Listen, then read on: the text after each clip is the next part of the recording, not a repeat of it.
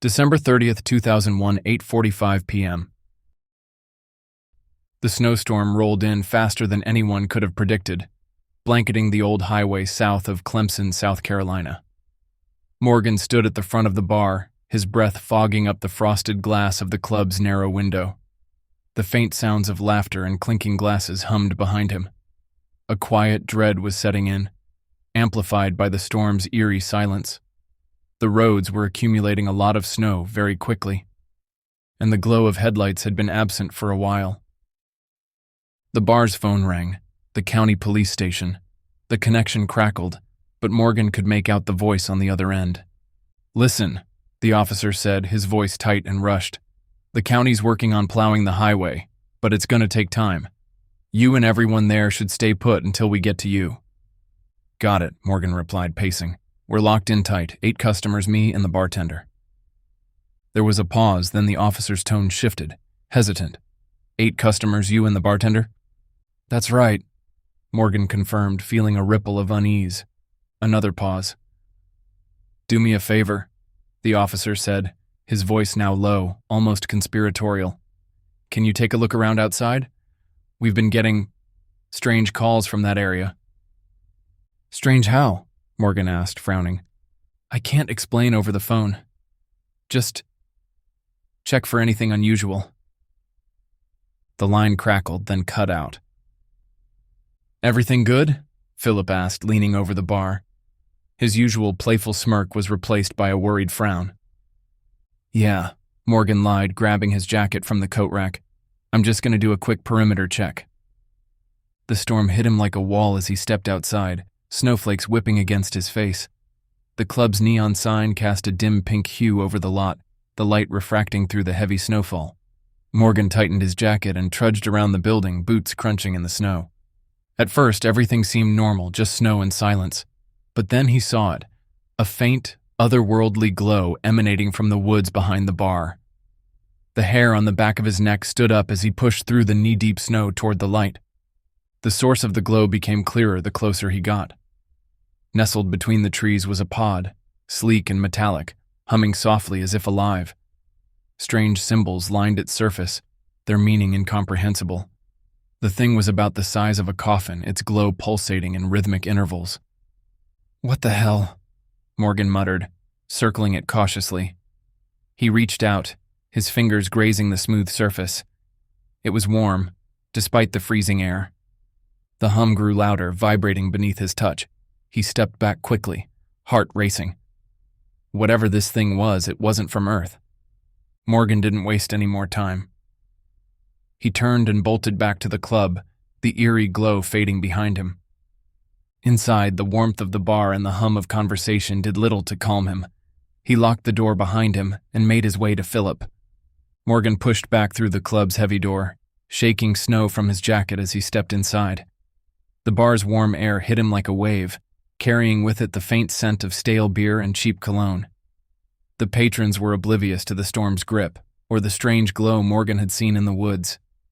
Music crackled softly from the old jukebox in the corner, and laughter echoed as a few people clinked glasses. Morgan scanned the room, his eyes darting from one face to another. A middle-aged man sat at the bar looking up at the muted TV. A young woman sat in a booth near the back, sipping her drink and thumbing through a worn paperback. A young man leaned against the bar, chatting with Philip. Jackie was at the far end, regaling an older lesbian couple with an exaggerated story, her hands flailing dramatically. A young, hot gay couple were by the pool table laughing and playfully jostling each other inappropriately with the sticks. Morgan's stomach tightened. Something was off. He counted them again. 9, and yet... Morgan's pulse quickened. There were 8 when he left to check outside. He did a double-take, his mind racing. 8 customers, Philip behind the bar, and himself. But there were too many people in the room now. His gut churned as the memory of the glowing pod in the woods came flooding back. Whoever or whatever it was that was in there was now inside the bar, free to do whatever it pleased. And nobody noticed anything off. Morgan's hand went to his phone, but the signal bars still flickered uselessly. He stepped behind the bar, leaned toward Philip, and muttered, "Something's wrong." Philip glanced up from pouring a drink. What do you mean? Morgan hesitated. He explained everything. The pod, the extra person, the sheer wrongness of it all. And to his credit, Philip believed every word. Then Morgan said, "How many people were in here when the storm started?" 8, Philip replied without missing a beat. Why? Morgan nodded toward the crowd. Count again. Philip frowned but did as he was told, his eyes flicking across the room. His expression darkened. 9, he whispered. Morgan nodded grimly. Yeah. Before Philip could ask any more questions, Morgan turned to the room and raised his voice. Hey folks, can I get everyone's attention for a second? The conversations died down and all eyes turned to him. Morgan's chest tightened under their stares. We've got a bit of a situation, he began, his tone firm but cautious. When this storm hit, there were 8 of you here. Now there's 9. One of you doesn't belong. And that wouldn't be a big deal except the roads are closed and we know this person is dangerous. The room fell silent save for the jukebox. Confused glances darted around the bar. Jackie broke the tension with a laugh, her voice theatrical. What is this, a murder mystery party? She quipped, striking a dramatic pose like she was choking herself. It's not a joke, Morgan said, his voice hard. One of you showed up after the storm started, and I need to know who it is. The group erupted into protests and questions. That's ridiculous, Jean said, her tone sharp. I've been here since before the snow started. So have we, Jill added, her arm around Gertrude. Maybe you miscounted, Will suggested, his brow furrowed. Philip raised a hand, quieting the noise. Everyone listen. Morgan's right. We're stuck here until the roads are cleared and something doesn't add up. Let's just figure this out calmly. Morgan nodded. Phones aren't working and the internet's down. We need to handle this ourselves. Just don't panic. It won't take long for the road to be plowed. The patrons exchanged uneasy glances, the weight of the situation settling over them like a shroud. In the dim light of the bar, the faces that had seemed familiar moments ago now carried an unsettling air of suspicion. Somewhere, Morgan thought, one of those faces didn't belong, and he was determined to figure out who or what it was. Everyone's eyes were darting nervously, avoiding direct contact. Morgan stood near the bar, arms crossed, watching the group carefully. All right, Philip said, stepping out from behind the bar. One of you doesn't belong. One of you could be very dangerous. You don't know that to be true, Jill said. And none of us can say whether it's false, Philip said. The patrons exchanged uneasy glances. The tension was thick, and Morgan could almost feel the weight of their suspicions hanging in the air. Let's start with the ones who came alone, Philip continued. Jean straightened in her seat, her face defiant. I've been coming here for months. Ask anyone. She's right, Philip confirmed. Jean's a regular. Yeah, but that doesn't mean she couldn't be the one, Will said, crossing his arms. Jean shot him a glare. You've got some nerve. You've been here, what, twice? Who even are you? I'm Will, he shot back, a guy who likes to have a drink without being accused of whatever this is. All right, calm down, Morgan interjected. We're not pointing fingers yet. Let's just go through this. John, who had been sitting quietly at the end of the bar, cleared his throat. I understand the suspicion, but I'm just here on business. I've got my hotel key in my pocket if you need proof. I'm not whoever you're looking for. Morgan stared at him for a long moment. John's calm, polished demeanor seemed genuine, but there was something unnerving about how little he reacted to the situation. Fine, Morgan said finally. We'll come back to you if we need to. The group seemed to relax slightly, but the tension hadn't dissipated. Well, it's not Jean, Philip said, and Will checks out too. I've got his credit card tab right here from earlier. It was open before the storm started. Jean scoffed. Told you. Great, Jackie chimed in, her voice dripping with sarcasm. Glad we're all innocent angels now. Can we get back to drinking? No one's cleared yet, Morgan snapped. We're just narrowing it down. All right, Jackie said, throwing her hands up in mock surrender. Don't mind me, just your friendly neighborhood drag queen. And I'm also a Martian, here to paint this bitch red. She ended with a snap and laughed at her own joke. The group chuckled nervously, the moment of levity breaking the tension briefly. No one even considered Jackie as a suspect.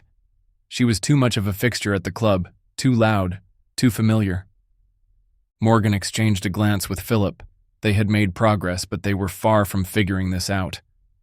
The extra person was still here, somewhere, and time was ticking slowly. With the singles seemingly cleared, the room grew quieter, and the weight of suspicion shifted. The couples, who had sat close together for warmth and reassurance, now cast wary glances at one another. "All right," Morgan said, stepping forward again. "Let's look at the couples. Gertrude and Jill, Kip and Erwin. It's possible that one of you isn't who you say you are." Gertrude straightened in her chair, her lips tightening. "What are you saying? We've been together for 30 years. Jill and I aren't your suspects." "Maybe not," Philip said cautiously. "But if this thing can look like any one of us, it might have replaced someone you know." Jill turned to Gertrude, her voice soft but sharp. "You're not saying you think I'm the whatever it is?" "I didn't say that," Gertrude replied quickly, but the hesitation in her tone was unmistakable. "But, I mean, what if it's you? You've been acting off." "Off?" Jill's voice rose. "Off how exactly? I've been the same person I've always been. Meanwhile, you—" She cut herself off, her jaw tightening. The tension between them was palpable, their years of trust now undermined by the growing fear. Morgan held up a hand. Hey, let's not turn on each other. We need facts, not accusations." Kip and Erwin, who had been whispering between themselves, now stood apart, looking at each other with growing unease. "This is ridiculous," Kip said, his voice trembling. "We've been together since college. There's no way." "Then why didn't you know my major?" Erwin interrupted, his eyes narrowing. "When Jackie asked earlier, you said it was coding, but it was math, Kip." Kip's face flushed. "It was an honest mistake. I was nervous. How was I supposed to know the difference?" "I don't know what to think," Erwin shot back. "You're accusing me?" Kip's voice cracked. "How do I know it's not you? You've been quiet all night, barely saying a word to anyone." Morgan stepped between them, his voice firm. "Enough, both of you. Look, we're all freaked out, but this is exactly what it wants. Chaos. You two need to cool it." The room fell silent again, the air heavy with distrust. After several tense minutes, Gertrude and Jill seemed to patch things up, both recalling specific memories and small details that reassured them of their shared history. Kip and Erwin, too, eventually calmed down, albeit reluctantly. Erwin produced his student ID from his wallet, and Kip recited an anecdote about their first date that left Erwin nodding with a grudging smile. But the damage was done. The cracks in the group's unity had grown deeper. Suspicion lingered in every glance, every movement.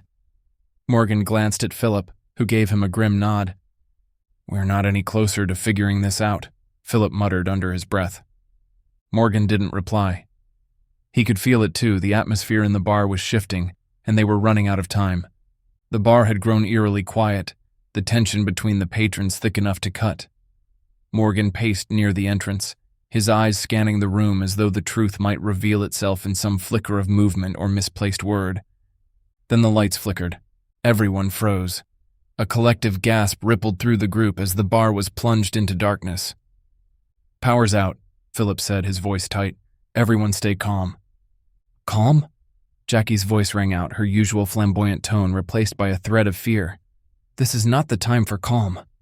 The light stuttered back on, but before anyone could relax, the jukebox came to life. Music blared at full volume, some garbled, unrecognizable tune that sounded warped and dissonant. The arcade games along the wall lit up, their screens flickering as the machines beeped and whirred erratically. "What the hell is going on?" Erwin shouted, clutching Kip's arm. The group huddled together near the bar as the chaos intensified. A glass fell from a shelf behind Philip, shattering on the floor. The neon sign in the window flickered wildly, casting strange, fragmented shadows across the room. "Someone turn that off," Gertrude yelled, covering her ears. Morgan darted toward the jukebox, but as soon as he reached it, the music stopped. The games fell silent, the lights dimmed to a steady glow, and the room was filled with an oppressive quiet. Then the phone rang. Everyone jumped.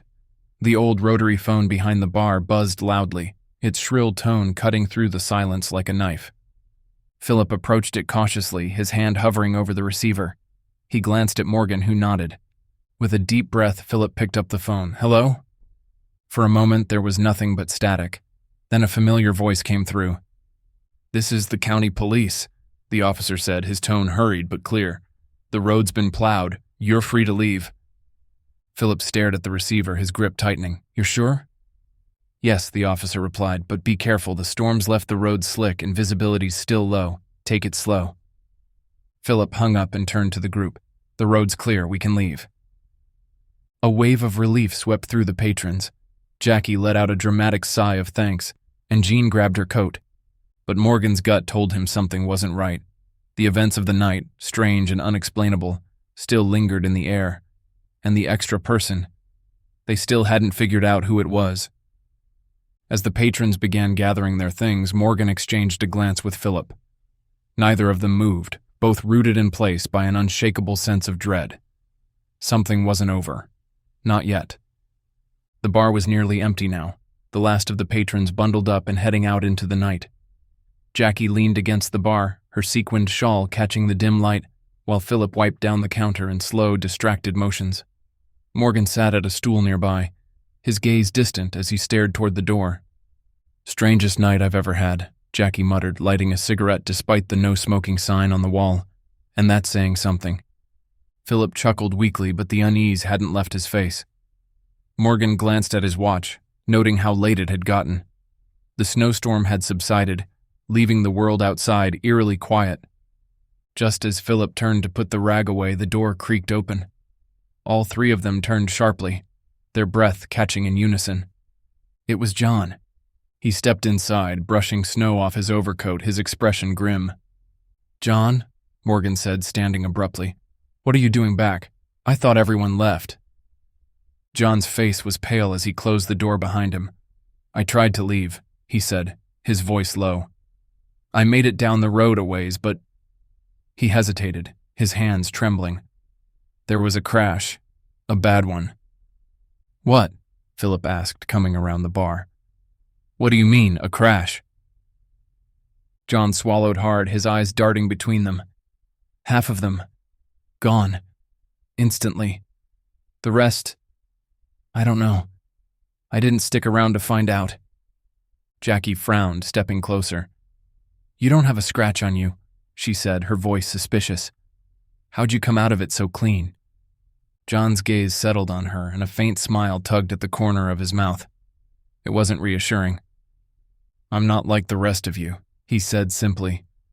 The room fell silent. "What are you saying?" Morgan demanded, stepping closer, his hands clenching into fists. John's smile widened. "I'm part of a team, an advanced race. We've been observing Earth for decades, ever since we intercepted signals from your planet. We've been waiting for the right moment to make contact." "And this is it?" Philip asked, his voice low. John tilted his head slightly, his smile fading. "We responded to your signal," he said, "because we're hungry." Jackie let out a sharp laugh, but it was edged with fear. "Oh, honey, you came to the wrong place if you're looking for easy prey." John's expression hardened, his eyes gleaming with an unnatural light. "I wouldn't be so sure."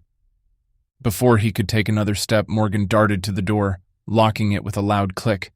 Jackie stepped forward, yanking off her earrings and rolling up her sleeves with a flourish. Philip, grabbing the heavy wooden bat he kept under the counter, stepped beside her. "That's funny," he said, his voice calm and deliberate. "Because we sent the signal. Because we're hungry too." John faltered, his confident expression faltering as he looked between the three of them. "Wait," he stammered, backing toward the door. What are you—" Morgan grinned darkly. "Looks like you made a grave mistake tonight, friend."